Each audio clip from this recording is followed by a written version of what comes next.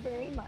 Not a problem. As we jump in, the draft is ready to go. Let us begin here for game number 2, Vault and Tempo. With Tempo leading now with first pick, first ban. It will be totally not this draft. It will be this new one of Zagara first ban. First ban on Zagara from Tempo Storm. Vault going to ban Zeratul, so very standard ones there. And the pickups will continue to be standard. Tempo Storm's going to grab Jaina first off. Vault, their 2 picks before the next ban will be Kael'thas and then Leoric.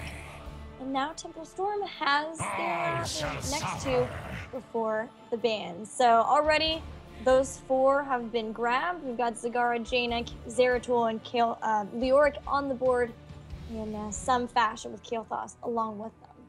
All right, so very rapid fire pick ban going back and forth, but it's a lot of the NA meta does revolve around kind of these 5. The core 4 with Kael'thas every now and then, but the 5 coming in for Kael'thas, like these are how many times have we seen this? This first pick, first ban in this or other kind of orders, but once it comes down to this, now you kind of got to really think what to do now. Yeah, so Tempo Storm are obviously thinking of that question very heavily as they're dipping in their time pool, but I think it's likely we could see, well, I was going to say an Uther, but with Muradin here, I'm thinking Muradin and then... Oh, snap. I was not thinking that, but now I'm really excited because we have an Abathur. I could not express my joy because finally, an Abathur. Oh, I've been waiting all day. Could we see Illidan? Could we see Butcher? I think we definitely could. Although I'm really excited about a double Jaina. That sounds terrifying, but amazing. Terrifyingly amazing, even. It's always terrifyingly amazing. Yeah. Yeah, so they could go with one of the supports, just any support really, and then go with a Butcher or an Illidan. Sometimes we don't see Tempo Storm go with those melee assassin heavy ones, but with the show of Abathur, it makes me think they're up to something. Sneaky Tempo Storm. Mm-hmm. They grabbed the Abathur first because now Vault aren't sure what exactly they want to go for. Yeah, Vault's just like, okay. Yeah. What do now? All right, so a big thing here is that there's no support on the floor. So if Vault want to secure their own support and try to take away a Tempo, probably going to be a Rhaegar or a Malfurion here. Vault has really shown a lot of preference towards Uther. Right. Why did I put Uther on the draft? I don't know. Because that's not an Uther. That is... How did that happen? That's a Mirrodin. All right. So Uther would have is probably going to be the support that we pick up from Vault, or they can get it denied. Yep. Let's play a little bit catch up on that one. Illidan ban. It wasn't an Uther pick. It was a Malfurion. I don't know how that got there, so I do apologize. And now the Uther ban coming up from Tempo Storm. So Vault has a big choice here. Which support do they want, and do they care? I think they will want their preferred one at this point because we are down to Malfurion and Rhaegar. I'm interested in that Illidan ban and whether that was something that Tempo Storm were wanting to go for. If not, they basically made Vault just waste their ban, which is really nice that they could do that. I like how they picked that Abathur because there's so much potential there. Instead of grabbing something they know they wanted and then hoping that Abathur makes it through the bans, they get the Abathur first and kind of hope that Vault can't figure out their plan. Vault is going to get Malfurion, so they've chosen to have the Druid, and Rhaegar should be the pickup for Tempo Storm unless they just feel like running Melee again. No, they won't. Not unless Vault kind of forces them into it. And I can't imagine that's going to be happening. But now that with Vault, threatening the double tank with Leoric, not opting to take a Johanna out of it, they will actually solidify with an Anubarak. So Vault is for sure going for that double warrior. They're going to have a very strong front line in front of Kael'thas, do the damage from the back, and should be looking for some sort of damage dealer to round out their composition after Tempo Storm's picks. Now we get to see what the plan was and what they'll be going for. They still will need a support, so that's at least one of the pickups. The other one is a mystery I cannot wait to solve. So Illidan's out, Zeratul's out. Abathur really does need a hat carrier, and if it is going to just end up being Mirrodin, it's a little lame by the end of it. I really think Tempo Storm could easily go into a Butcher. There's the Rhaegar that we were talking about a bit earlier. But, you know, as long as you have this big front line for Jaina, and you got the Mirrodin there, you got the Rhaegar now, you got a good amount of healing, a pseudo support coming out with Abathur, a little bit more offense with the Abathur, double Jaina into the back. If it's double tank, oh, it's gonna be double tank. Damn, it could be double tank, but I was really hoping for Butcher. The crusade calls. I was too, but we will have Johanna as the final pick. So double warrior on both sides with an Abathur. And so when we get into those big team fights, it'll most likely be that clone of Jaina, 2 Jainas from the back to be able to throw out their combos, apply the chill, slow people down, and take them out with the combo. Finally, we have one last pickup for Vault. Will it be something like a Vala? I'm putting my money on Vala. Okay. If Sylvanas comes out of this, I think it's over. Yeah.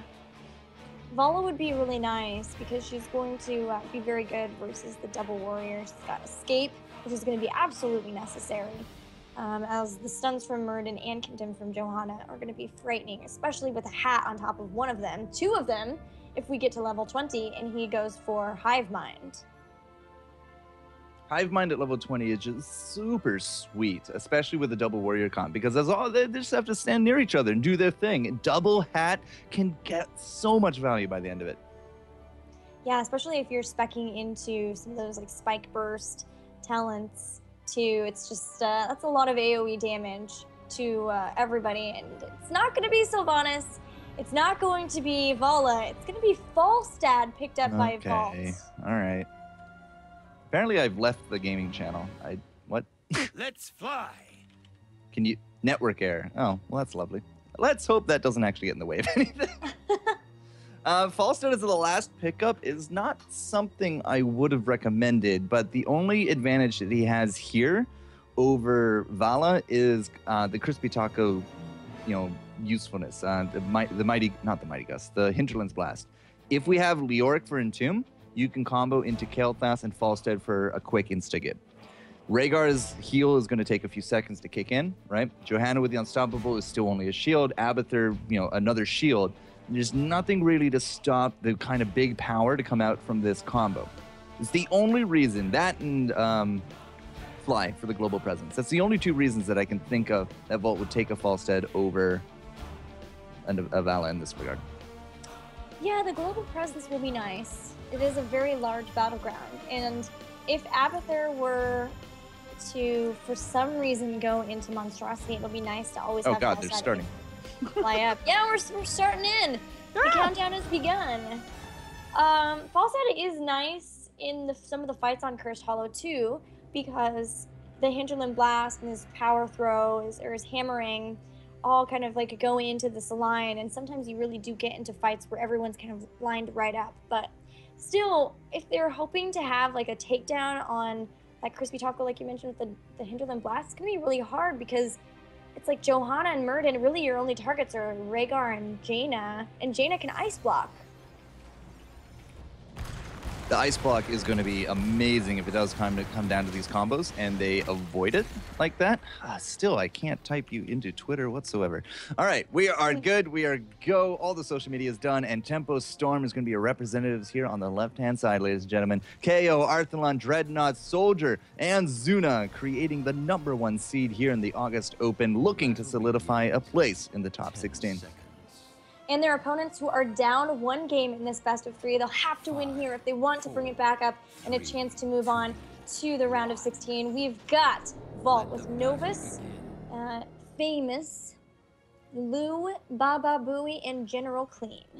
Yep, and it's all up to Vault. I found Vault on Twitter. You can hit them up at VaultGG. Just sent them a quick tweet wishing them luck, because Tempo Storm is a heck of a mountain at this point, and there's not a lot of people willing to try to climb that. Maelstrom right now is kind of the only other team out there with consistent success, although every now and then you do kind of see a big upset. But can this be one of those attempts, Miss Giddy? Can Vault upset the balance in the Heroes universe and take a game off of the #1 seed? We'll have to see. They've got to avoid things like this as Novus gets stunned into a blizzard, but will be able to burrow charge away. And it looks like we've got a bit of a roam squad from Tempo Storm. So they've got Abathur basically solo in bottom, which means that Vault is getting a good amount of damage on those structures, but it does afford Tempo Storm the ability to rotate around with a couple of their members, try to get a takedown on somebody who might be overextended. Well, the only reason I could see KO actually kind of just being down here is they want to push out that other lane. And if Vault actually knew it was good for them, they wouldn't push this up against KO. Because then they're just feeding all the experience into KO anyways. I mean, sure, they'd lose out some of that tower pressure, but I would have actually rotated myself. I would have just had someone stick here and rotate and try to match the rotate for rotate. Because so far we have seen Vault actually able to deal with some of these transitions, and I would like to see them make some of their own. At least the members that they do have by themselves in lane are ones with good escape. You just saw the Wraith walk in the midst of a pretty sizable gank from Tempo Storm. Novus also has that burrow charge, so Tempo Storm are forced. They want to try to catch one of these squishies to go all the way into the bottom lane, where we've got 3 members here with Roots and Gravity Laps to be able to stop people on their charge in. So again, Tempo Storm, they go mid, they come bottom. They go mid, they come bottom. They're ping-ponging back and forth and they're alleviating pressure, but they wouldn't, like, you could actually punish the experience loss by just kind of stalling out the lanes here mid and keeping somebody on it. And it looks like so far that's actually what they're now transitioning into doing. All they need to do is hold down that bottom lane, General Clean and Baba Booey once more, doing a rotation, looking for Merc pressure. We saw this in their previous game series in the round of 30 or the round of 64. Problem is, Zuna and crew apparently found them. Found them on the Siege Giants and already were able to take out Falstad Soldier, trying to come in but getting hit by a Living Bomb and going to exit. But Famous was able to catch the cap point of the Giants, so they weren't stolen by Tempo Storm, but they did lose their Falstad. Thankfully, he's the one with the global presence. He can fly right back in as the tribute is spawned.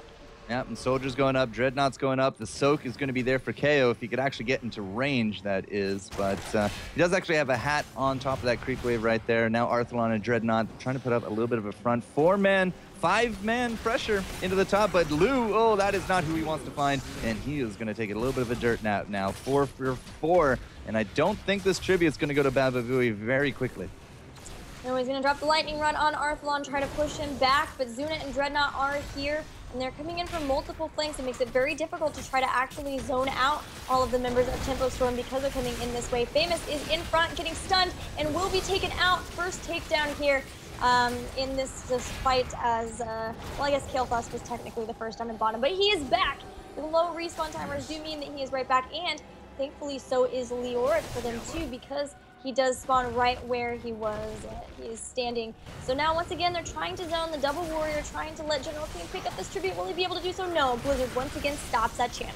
This is going on and on. We're about to hit level 7 here, Gillyweed, but Zuna into the back, low hit points abound. Baba Booey, and the last hammer is going to take home the Ice Wizardess, and she is going to drop General Clean. Finally, will put that tribute in his pocket. Not much Arthalon can do about it this time. And as well, pressure bottom because of those mercs, because they weren't cleaned up by Tempo Storm, and they weren't stolen either. KO has not been able to defend this lane, and they are losing out on these towers. Yeah, this is really amazing. Even though Tempo Storm likes to have the stall out, because it does mean that KO is soaking in a lane, because they had those Giants pushing, they've lost their towers and the gate, and now we're neck and neck in experience, both teams picking up their level 7 talents. So despite the fact that we have a lot of siege damage now to the name of Vault, because there's more takedowns and a little bit of that split soak pressure coming in from KO, Vault is actually down in experience. Now, it's not that much, could actually be much worse. But at this point, again, you know, it's still pretty much anybody's game. It's only the first tribute down, and here comes the second, but it is favoring placement for Tempo Storm, and both sides have picked up their bruisers. All right, well, next tribute is spawning, and a mule you can see in the mid lane is healing up the wall. And he was healing up towers, but they are full now. So that mule is picked up by Abathur. No mule on both sides of the battleground. Dreadnought going to be just putting down that totem with the lightning shield. They are playing the poke and soak game as much as they can. KO into the top. He's going to be trying to put up as much top lane pressure as he can, but Lou again is going to get caught out and just removed.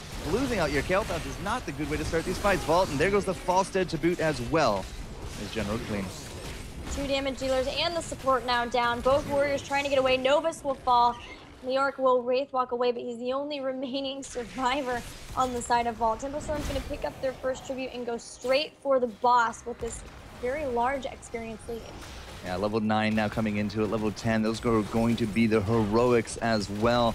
KO into the top has been split, and those towers are out of ammo, and the creep wave is starting to really add up. Although we got the fly coming in, Bababui's just looking for that abathur. He sees that the locusts are up there, cannot quite find the little guy. And with that boss coming in, could this actually be the timing for a boss to go straight to that fort, and there could be another tribute? Yeah, I think the timing is definitely there. Tempo Storm are going to, looks like, heal up and get ready for that tribute battle.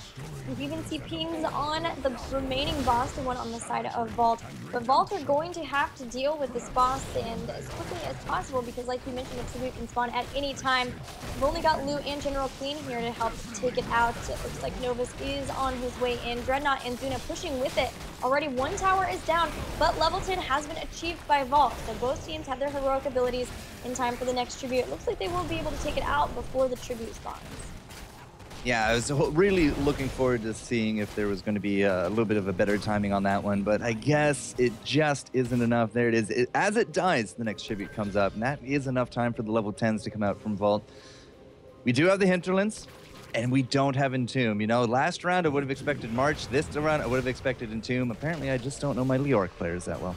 They're surprising us left and right, but Kael'thas has been caught out again, and he will be down for the 20 more seconds. Famous, though, thanks to the nice positioning in favor of Vault there, was able to pick up the tribute. So still, they don't have to worry. They've got 2. Tempo Storm has 1 tribute. It could be potentially a Vault curse here if Tempo Storm doesn't pick up the next one. Well, they got a little bit of leeway right here. I mean, how many ults did we actually just use for that? So summon water elementals down. The Phoenix doesn't really count. And Kael'thas now just finally coming back into the fray. So, you know, it was space created. Like, the positioning was just really good for Vault because it was on their side of the match. And at the same time, I mean, 2 people invested from Tempo Storm to go take down Kael'thas. It did give a lot of free pressure from Vault, and they were able to pick it up, but will they be able to seal the deal with a 3rd and that charm? And Falstead apparently he dropped top? Yeah, Falstead died to Arthlon with the Abathur hat, yeah. Scary stuff, man. It is really scary. Johanna, the Jobathur is a scary combination. Tribute is spawning. It will be up in 5 seconds. Falstead can fly right back in, so it is not as dire as it might look for Vault, and they're going to go after it. Dreadnought is here. He wants to try to stall out as long as he can, and will go after General Clean, who is going to back off immediately. They want to wait until they can get their Falstad and Leoric here, but they might not be able to, as a Blizzard is going to take out a Nubarak, and one of their warriors is down. Look at KO. The double Jaina has emerged. Yeah, and that clone in the front is just going to be playing interference. Dreadnought into the back. He will pick up the tribute, put it in his pocket, and 13 to 12 advantage. I mean, you can't fight that. I mean, we thought maybe we could sneak the tribute. Wasn't about to happen. Famous was nowhere near, and now with the Nubarak out, the Falstead wasn't there. You can't go in with a talent disadvantage and a man disadvantage going in either. And, well, that was the result, as you saw. So now a little bit of retreat. Going to do some of these mercenaries. Probably get mid. I want to say they should get these giants, but it's 30 seconds away. Either way, big thing here is to try to put up some pressure into the bottom, into the mid, and then try to see if you can sneak a boss into the top. Yeah, and make sure they can get level 13 too before the next tribute. They should be able to do so. They've got a little bit of time yet. Make sure they can also clear out the bruisers in the mid so that they don't have anything pushing against them like this when the tribute spawns. But now as Stormbolt goes down into a Blizzard from Zuna, won't be quite enough to take out Novus. He can burrow charge away. We've got the next tribute spawning. The bruisers are still pushing, so we've got Vault going to try to take them out on their way down. Tempo Storm already set up for this though.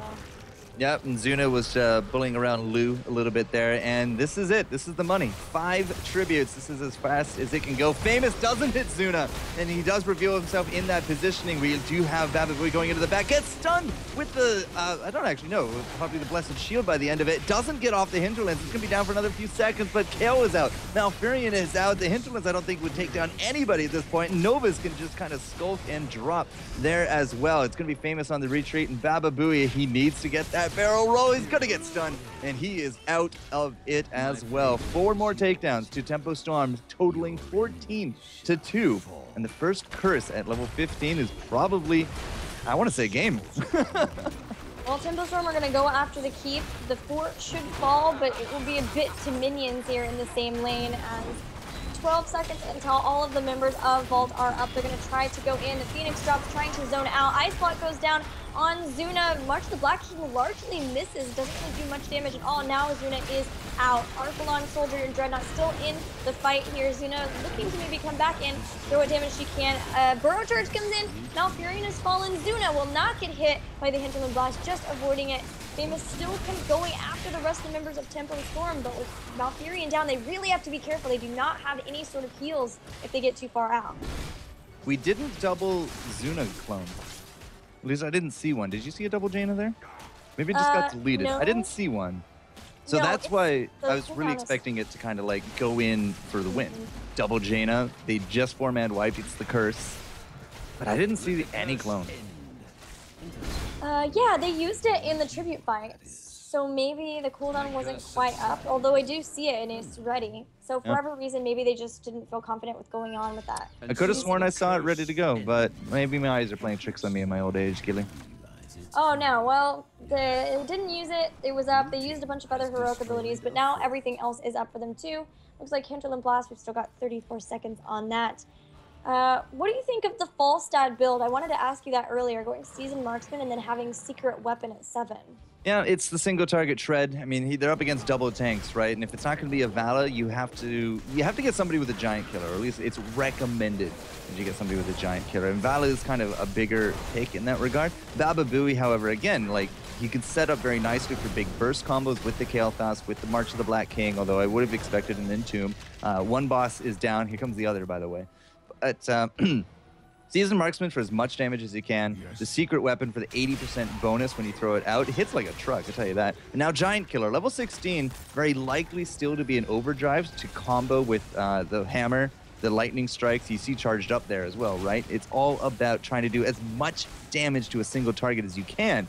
Problem is Baba Booey hasn't really been doing too much damage now, has he?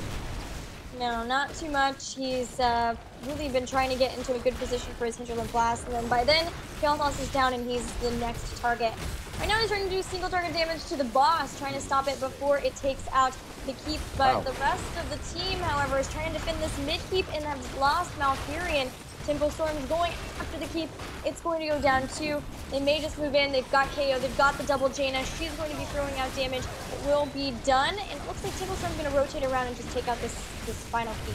Yeah, the top boss has already cleared out the lane, and the good old 3s keep swing. They got the bottom straight to mid with bruisers, and the top was cleared out by the boss. This actually could be a kill. Soldier is gonna get denied. No takedown at all. We are gonna stick at the number 2 for Vault GG, but 3 keeps down. We saw what happened last time we saw a team with no keeps to their name.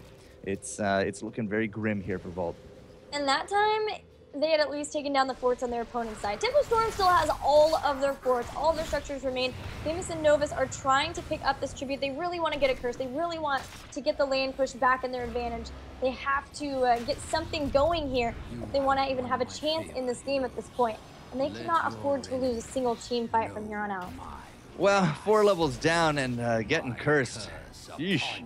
Oh, actually, blue team's getting cursed. Oh, all right. So, cool. A little bit of pressure from Vault, but 4 levels down, what do? You can't really push. Look at this. I mean, this isn't even 5-on-5.